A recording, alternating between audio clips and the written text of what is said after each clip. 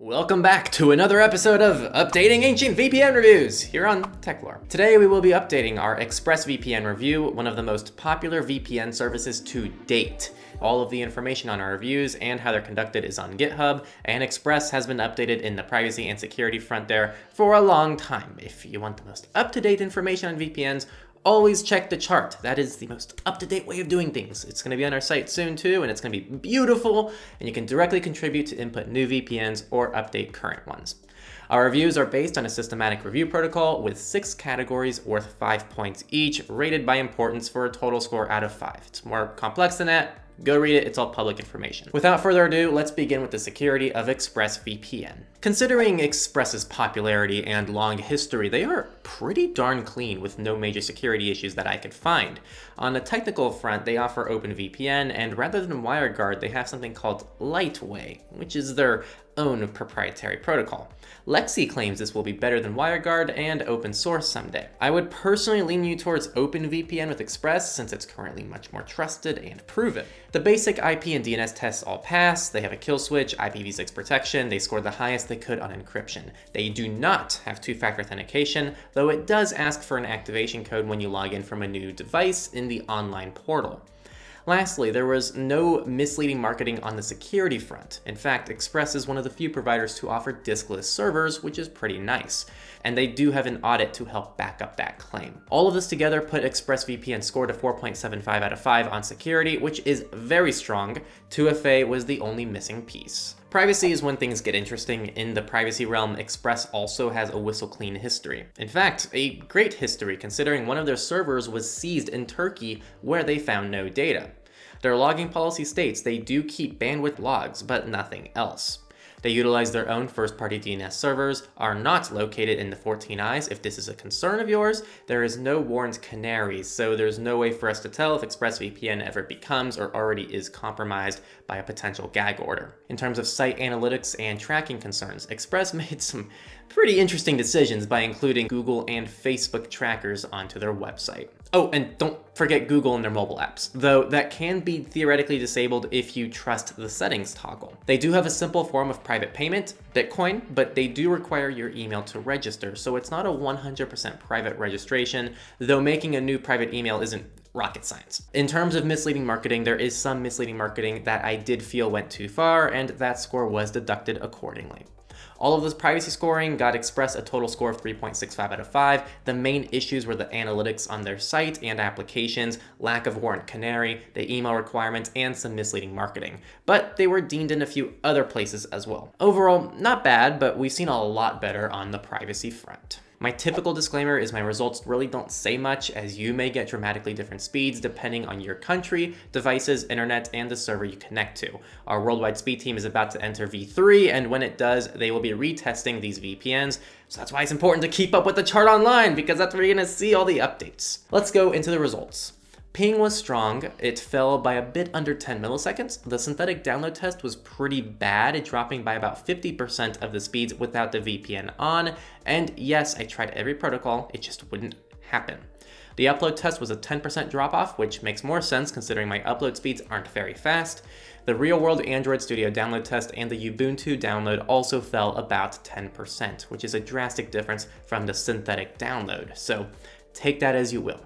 When you do the math, they ended up scoring 3.25 out of 5 in speed, which is about the same as where they were a few years ago. I do have to warn again though, this was just my testing. The speed team will help settle scoring once V3 is kicked off. Settings.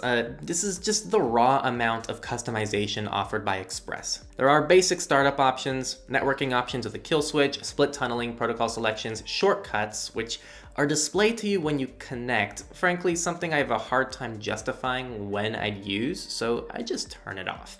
IPv6 leak protection and DNS protection.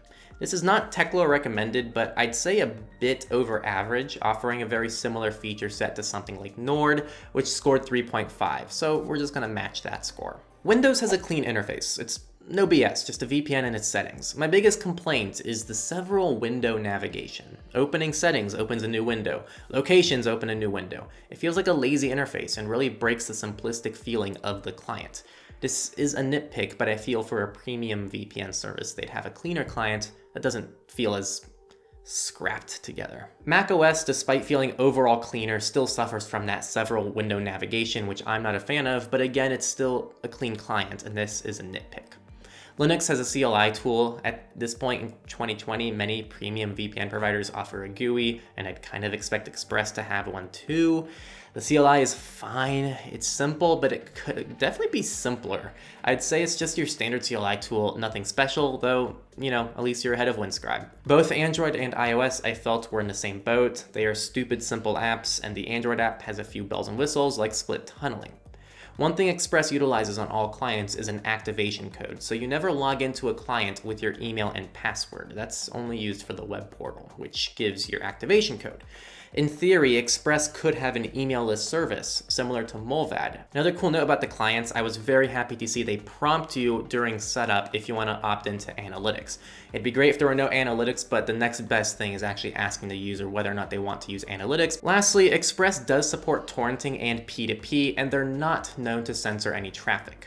Aside from that, the autoconnect seemed to always pick the right configuration, so yeah, bringing it together, I really had no major complaints outside the lack of a Linux GUI, which subtracts half a point universally, and I personally was not a fan of the window navigation, but that is a nitpick, so the final usage score is 4.5 out of 5. Overall, I used Express for a couple weeks on all my devices, and I had no other problems, no crashes, no bugs, and no random disconnects. There's nothing to subtract here, so they scored 5 out of 5. And additionally addressed, this is just kind of the things we scrapped together before giving the final score. These don't affect scoring, but they're things that you should probably know if you're even interested in Express. They have 5 simultaneous devices. They do offer split tunneling on the Mac OS, Windows, and Android. There is no multi-hop. They currently have over 3,000 VPN servers in 160 VPN server locations in 94 countries. They are kind of transparent about their virtual locations, at least in this blog. Currently, the lowest price is $6.67 on a deal, almost $6.66. It's normally higher though, that is the deal, and the monthly price is about $13 a month, which is pretty darn pricey. As for privacy causes, they support the FFTF, the Fight for the Future. Yeah, Fight for the Future, that's it. So it's good to see them actually step up for privacy. Good stuff. To put everything together, Express is a good service. Would I call it the best? No, they're in our top 10, which is good, but not fantastic. It's polished, they've been around for a long time with a good history, and outside their constant YouTube sponsor spots, people overall seem to like it, though personally I find the price steep for what you get. The one thing I can't test, which has been widely reported, is ExpressVPN is supposedly very good, if not one of the best within China, where many services struggle to bypass the Great Firewall. Those are based on reports and nothing I can personally test. So yeah, overall, good score. It was Techlore approved, which means that you'll find 2 links below. One link does support us if you want to go through Express and you found this review helpful, and the other link is just a standard link. If you don't want to support us, then just go through the standard link and we get nothing out of that. But you should click the link if you want to support transparent reviews, because that's cool. If you enjoyed this review, make sure to give it a like below and subscribe if you want to catch our future video reviews. As always, thank you especially to our patrons, and also thank you for watching, and I'll see you next time on Techlore.